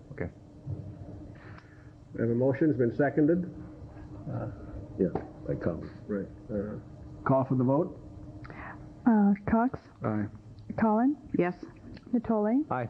Pennell? Aye. Yee? Aye. Waters? Aye. Pratt? Aye. Dickinson? Aye. Motion carries. Thank you. Mr. Chairman, now would move that this commission adopt a 5-year letter of intent with all the necessary and requisite caveats that says all things being equal, that we do in fact value these folks, and that it is our intention to continue with the kinds of programs and funding levels that we have in the past with all the caveats. Second. Mr. Cox, can I maybe ask that we can send forward direction to bring that back so we can have it before us? Well, I think it's appropriate to bring back the language so that everybody's comfortable. Yeah, I think we need to do that, so. All right. And that yeah, we wouldn't want it written down just the way you said it. Mr. Cox, is it your intention that what we bring back to you specify the newly authorized allocation as the 5-year ongoing? I think that you can do that. I think you can do that and write it in such legalese and contingency kind of language that this board will be comfortable with it, and at the same time it'll give the grantees a level of comfort that the board is and make the attorney comfortable too. So we've covered all comfortable that. too. Yeah. Why don't we come back with a resolution and letter at the next meeting? Yeah. If that's your intent. It'd be pretty good. Okay. But it might be better just drafted the way I've said it, which would give everybody an out at that point in time. Make the lawyers happy. Make the lawyers happy. Well, to Rich's question, though, then you're talking about the base amount and the augmented amount that was just voted upon. Yes, sir. That becomes the becomes the new base. That becomes a new base. That's what I was. Yes, sir. That's the intent. Mr. Chair. Yeah. Again, I do have a little concern for the 5 years. I've discussed this situation with our grantees earlier to the extent that I'm not sure even I will be here 5 years from now or even 3 years. And by setting a set time of 5 years kind of morally obligates the board. I'm not against such a thing, but for maybe a shorter time, I might be more amenable to it, such as 3 years. Now, I'm not so sure whether we can ask staff to, well, I personally am going to ask staff to see if the pros and cons of a 3 versus a 5 years. Jim, we've been doing a 3-year contract all along, and we've been doing it annually for the last 3 years. Yeah. We've had a 3-year agreement. We need to clarify, if we may. We have a 3-year agreement, which is the administrative vehicle that lays out the rules we go by. But we've gone year to year on the fiscal part of the agreement. And that's really what you do when you have this contingent clause in there. And before that, we were looking at a 5-year agreement, were we not? The administrative agreement prior was a 5-year agreement. Yes, sir. Well, let me suggest, though, I do think it is important, and that this may not be achievable, that depending upon the length of term, it sounds like you may have overall consensus or you may not, and that certainly be debated the time we have this back before us. I do think that from the standpoint of the providers out there that do the job, that it's better to have the support of this board. They're getting snapshot in time to have the total support than to have a split vote on something like that. And so I think if the term is of that critical nature to members of the board, then we ought to look at the 3-year term. I think it's more important to have if there's unanimity at this point in time regarding that versus having something that's going to be a debate 3 versus 5. Well, let me suggest then, Mr. Chairman, that what we do is that we put in the language 3 and 5, and when we get it back, we can then look at it, and it'll give some Mr. E the opportunity to get comfortable with 3 or 5 or 7 some period of time. How about 3, 4, and 5, and we'll pick something in between. But just jumping in, I don't think Mr. Yee's the only one that has a concern with the years. Yeah. So. What about 10? Is that a reasonable number? It's good. I really and truly don't think there's that much difference between 3 and 5. It's the principle. The principle is the caveats are going to be there. Yes. Yeah. Do we have, I don't know what it calls for, but do we have consensus that we want this brought back in some readable language? Yeah. Okay. All right. Your motion 5 years? Drafted as 5 years? I'm willing to look at leave it blank? We'll leave it blank. Leave it blank and bring it back, and then fill it in. Okay. Somebody will have the opportunity to talk to Mr. Yee or Mr. Pinnell or somebody in the meantime to see if we can persuade them that there isn't a great deal of difference between 3 and 5 years. Just 2 years, that's it.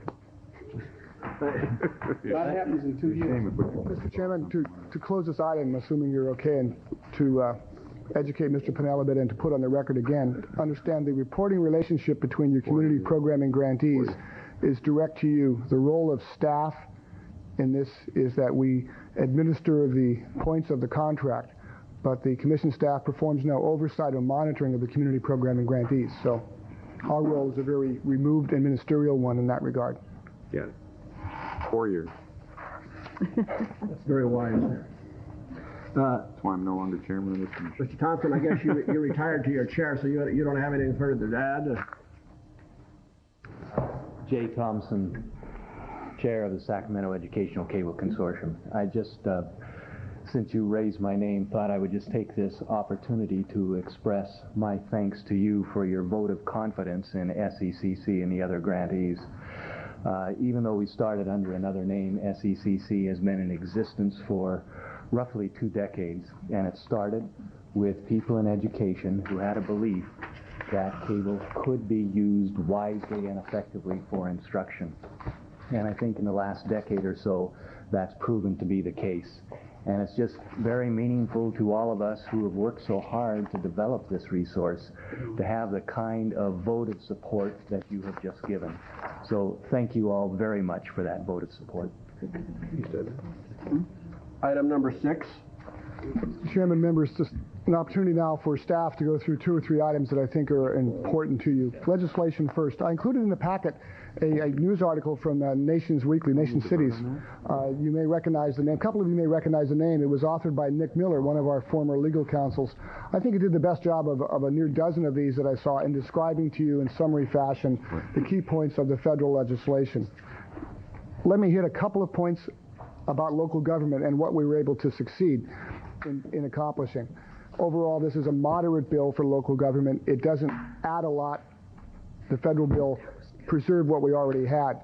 The original language allowed FCC preemption of local authority over public rights-of-way for an action that was inconsistent with the bill. We were able to change that language to raise it from inconsistent to actions by local government which prohibit or have the effect of prohibiting a telecommunications carrier from becoming active in the marketplace. So we raised the threshold, the lobbyists and all that we did, and all the letters that you wrote, from the level of inconsistency to one of prohibition, which is a significant increase in when the FCC could preempt local government. Second point, and the key one is, and I'll tie this into the state legislation, the federal bill says nothing in this section, or nothing in the bill, affects the authority of state and local governments to manage the public right-of-way and or to secure fair, reasonable, and non-discriminatory compensation for its use. This is an issue that goes well beyond cable television. This is an issue that involves use of the right-of-way, management of the right-of-way. This is an issue that is appropriately addressed at finance and public works persons as well. That's quickly about the federal legislation. Other things you've seen in the news, competition, yes, we certainly hope so. The green light for mergers, you saw one last week where one of the Bell operating companies purchased, or is in the process of purchasing Continental Cable Television, Continental Cablevision. So the mergers are a business issue, among other things happening. You've seen applications where the local Bell operating companies are applying for long-distance rights, where the long-distance companies are applying for to provide local exchange issues. Many, many business aspects beyond that which focuses on local government, and well beyond that which focuses on cable television. The clear issue was the local government policy was preserved to manage the right-of-way. Manage the right-of-way means saying who digs the streets, when, the condition that they put them back in, the safety requirements, etc. The other one is, and I've attached a list of the talking points, the theoretical points or the concepts to this idea of securing compensation for use of the right-of-way. In summary, the compensation aspect is this. You, as elected officials, we as government managers, have a fiduciary responsibility to manage the public assets. Those public assets include the streets and rights-of-way. In that role, we are essentially property managers. And are we doing the correct job in managing that property? And are we getting the appropriate, the fair, reasonable, and non-discriminatory compensation, rent, if you will, for use of that asset? That's federal.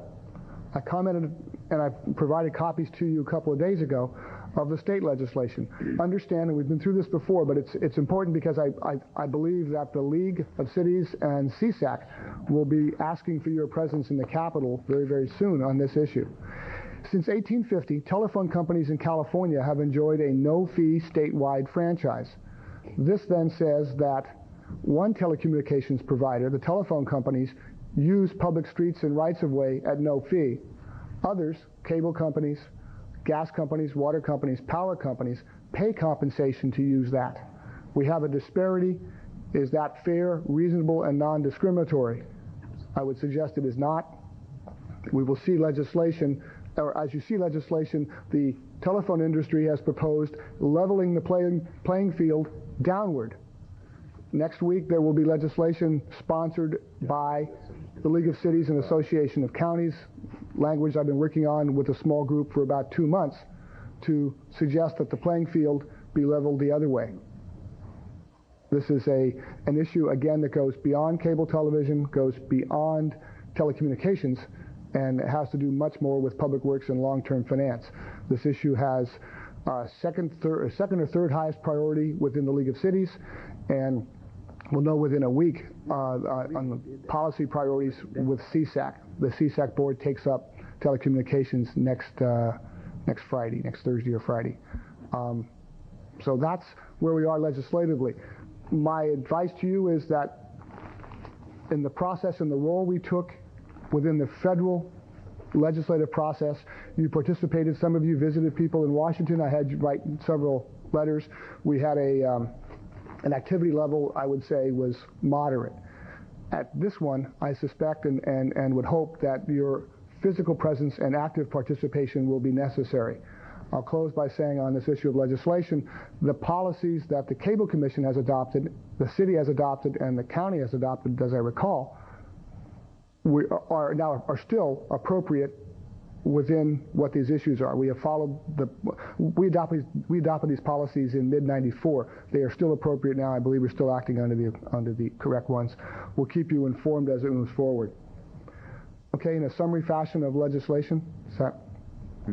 Second, the transfer between Comcast and SET. Mr. Pinnell, this is new for you. For the others, let me just hit this real. This whole thing is new to me. Right, but I understand that we have a transfer now where the cable company is being purchased by another.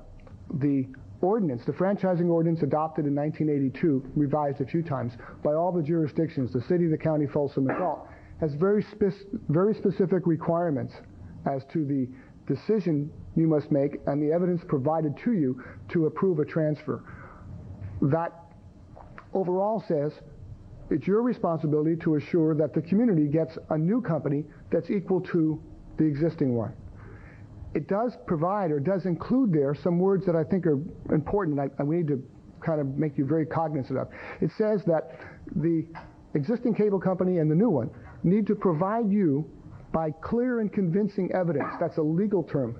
Harriet's educated me, but as I understand legal evidence levels, there's substantial evidence, there's preponderance of the evidence, there's clear and convincing, and then there's the OJ, beyond a reasonable doubt. Correct me if I'm wrong. We are at the third level. We are at the third level of confidence or evidence. It is not one that can be taken lightly, in that a determination which you would make to approve the transfer without appropriate and significant and the correct thresholds of information and evidence being provided to you, in my opinion, would make your actions susceptible to challenge and lawsuit.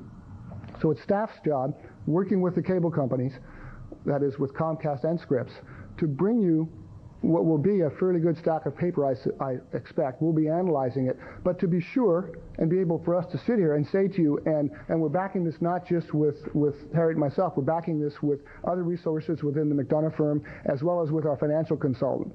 Say to you, the information provided by the cable companies meets the threshold comfortably, and we can recommend that you approve it, and here's why. Again, the clear and convincing threshold is not one to be taken lightly.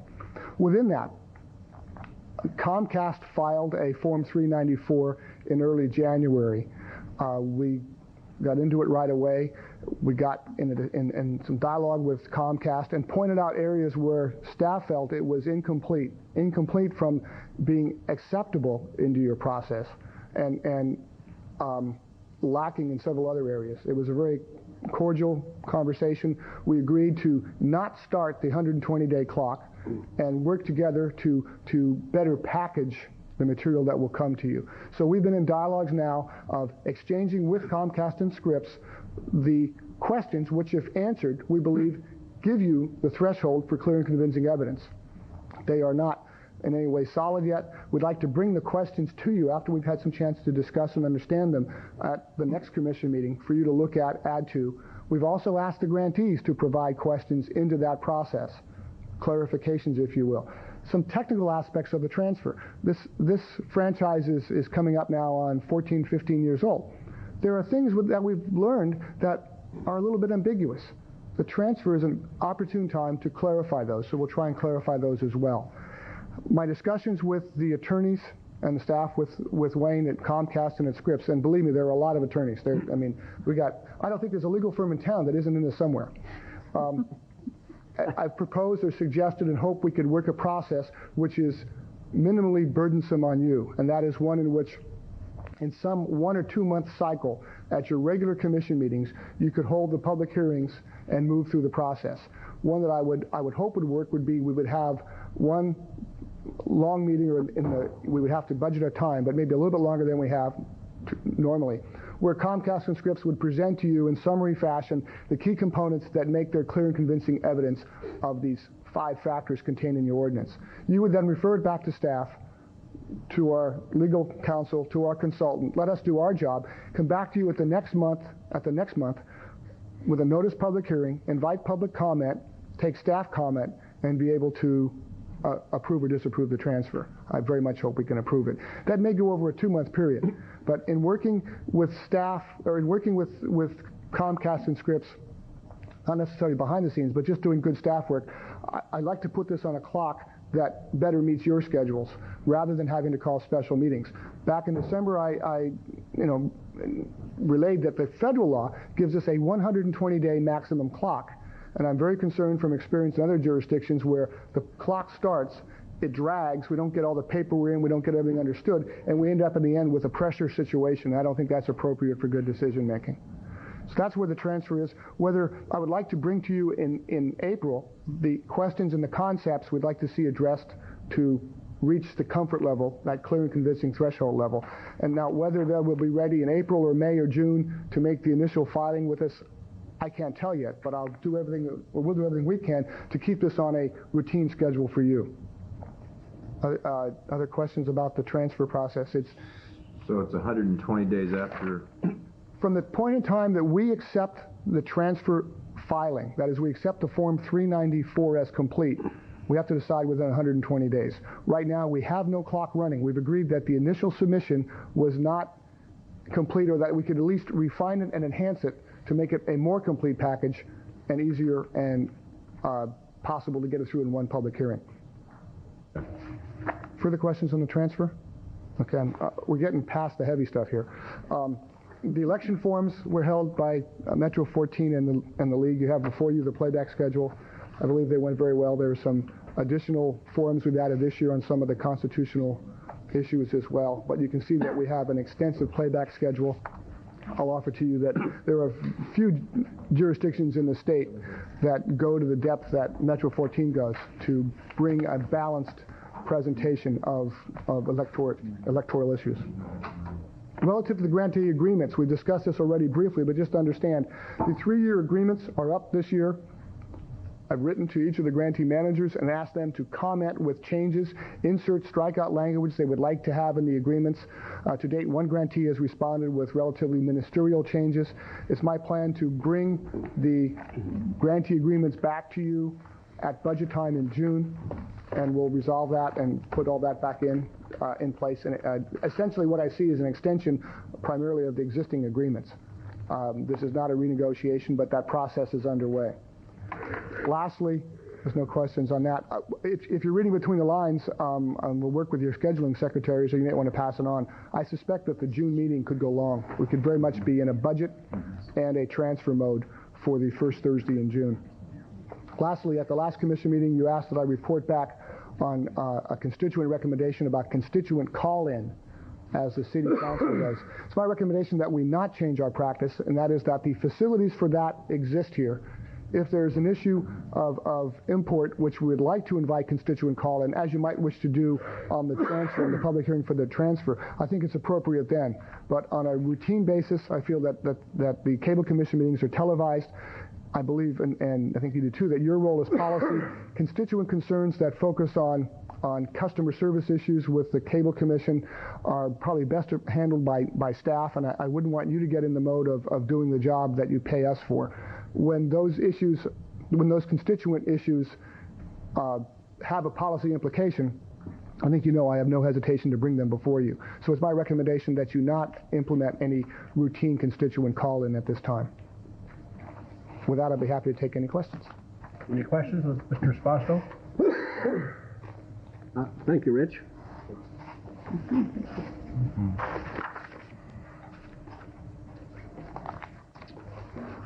Mr. Cooper? Ron Cooper, Executive Director of Access Sacramento. Once again, Mr. Spasto, I think, has done a very good job in spotting some legislation coming down the line. What did you say, Rich? Friday? We found it Friday. Friday. I am the Vice Chair of the Alliance for Community Media, and those of you who've been on the commission, if you remember in October, we had a Far West region meeting from California, Nevada, and Hawaii, but actually attendees, over 250 attendees from 12 Western states. A major part of that meeting was discussion of the 1996 telecom bill, and also anticipation of could there be state legislation, and very, very importantly here in California, legislation. So we appreciate Mr. Spasso bringing that to the attention not only of your body today, but I would very much appreciate a copy of that document tomorrow. As Vice Chair of the region, we happen to be having in Mountain View a regional meeting, and I would like to bring that to the Alliance's attention, because in addition to the League and the county and the other local government organizations that lobbied so well in the 96 telecom bill against some pretty heavy hitters with broadcasting, cable, phone companies, there was success.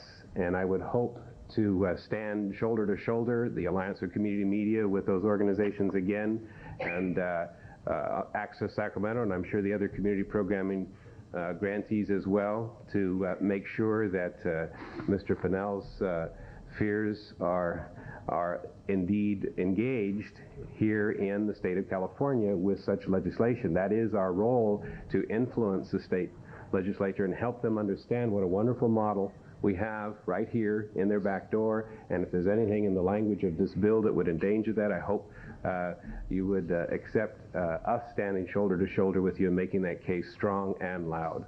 And once again, we appreciate the funding and the intentions. We really appreciate that. Thank you. Thank you. Item 7, public opportunity to discuss matters not on this agenda but within commission jurisdiction. I have one speaker sheet from Eric Hoover. Hello, my name is Eric Hoover. I live in Citrus Heights. I just want to bring an idea, because the first time I came here, I had an idea but never a comment. And I know some of you members of the Board of Supervisors and also the city, and I know you guys spend money for paying the cement fee, you know, helping them survive. And I know one thing is not on Sacramento cable is pay-per-view events in Sacramento. You don't see cement fee on cable, pay-per-view. You don't see music circuits on cable. And I was going to say, it's too bad you can't get 17, 18 to, you know, film it and then get it on cable, and then people pay it, and profit go to cement fee, help them keep alive. And I just see that it's not on Sacramento.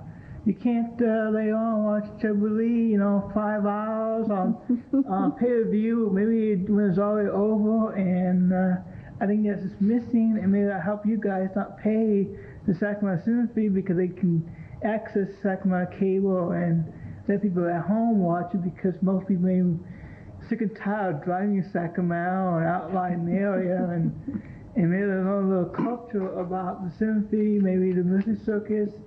I can see the music circus can play their concerts, not the same one, but play afterwards, so there's no competition and nobody will go to it, because I can see myself, I don't want to play it because, you know, it'll be on cable, I want to go down to Sacramento, but I just wanted to give the idea because nobody's thinking about it, and this opportunity they can put on Channel 9. So I just want to give the idea, and at least glad you don't have no controversy like the city council have with Globegate. Okay. Thank you, Eric. And hopefully, I know you got free gifts for Sacramento cable. Hopefully, it's almost like people may look, you know, seeing it and say, "Oh my God, they're buying us." Sacramento cable's buying. How would you like it? How sure is it, Eric? We're going to make buy you. How's that? Okay. Like this? Not a press can get a story and twist it and turn it. And Thank you. Thank you, Eric. yeah, thanks very much. There are no other public comments. I'd like to ask the commission if they would like to make any closing remarks. Yes, Mr. Chair. Yeah, I'd like to thank Roger for the excellent service he provided this board for the previous year. I know I sat in on a big part of it, and I really enjoyed working with you, Roger. And Thank you, Jim. I think he was waiting for a big gift. Nobody brought a big gift for him? No, this is loud. Yeah, you can have this. Thank you, Mr. Chairman. If you'll just indulge me for 1 minute, I do want to thank Rich and Harriet, the Cable Commission staff, who made it easy over the past year and a little bit more to chair the commission. They've always been very responsive to the things I've been interested in. I'm impressed by the fact that we had a Communications Act of 1927 in this country, followed by one of 1934, and then we went more than 50 years under that piece of legislation. Now we see legislation coming almost annually because the nature of the technology is changing so rapidly, and we're facing enormous challenges in terms of responding in the appropriate fashion as governmental entities to that changing technology. This last year, I think it's just worthwhile pausing for a moment to reflect all that's happened in the last year, which has been enormous, not the least of which, of course, is the federal legislation and the pending change of transfer of ownership of the franchisee, or the operator. I guess we can't really call him a franchisee. The change in personal leadership of Sacramento Cable Television, which I think has made a marked difference in the relationship between the commission and the operator, and I would say, as far as I can see, all to the good. And the closer connection between the operator and the commission and its staff has been something that I think we're all delighted to see, because none of us wish for the confrontational kinds of circumstances that previously existed. I think the grantees have continued to mature and respond to both the Commission's interests as well as those of the broader public, and we have, as evidenced by the discussion earlier this afternoon, I think, an increasingly strong relationship with the grantees. But I'm sure that as much change as we have seen over the course of the last year or two, it is a bare harbinger of what is to come. And as we see much more competition in this area, the problems are going to be more difficult and complex to address. I've often thought it was a little odd that really an accident of history that we could deal with cable television, but we couldn't deal with telephone or other kinds of communications technology, which is in direct competition in truth. And the interesting thing is now that with the development of technology, those things may in fact come within the ambit of this commission as time goes by. So one can hardly sit here today and predict what things will be like in 1 year, let alone the 5 years that we were talking about earlier. But I'm sure that the world will be a very different place, and communications will itself be enormously different than it is today. So it's been an exciting time, and I appreciate all the efforts of the members of the commission to make it so easy to be the chair over the last year and a half, or last year and a quarter, I guess. Thank you. Thank you. Anyone else have any comments? With that, the meeting is adjourned. Did anyone run away?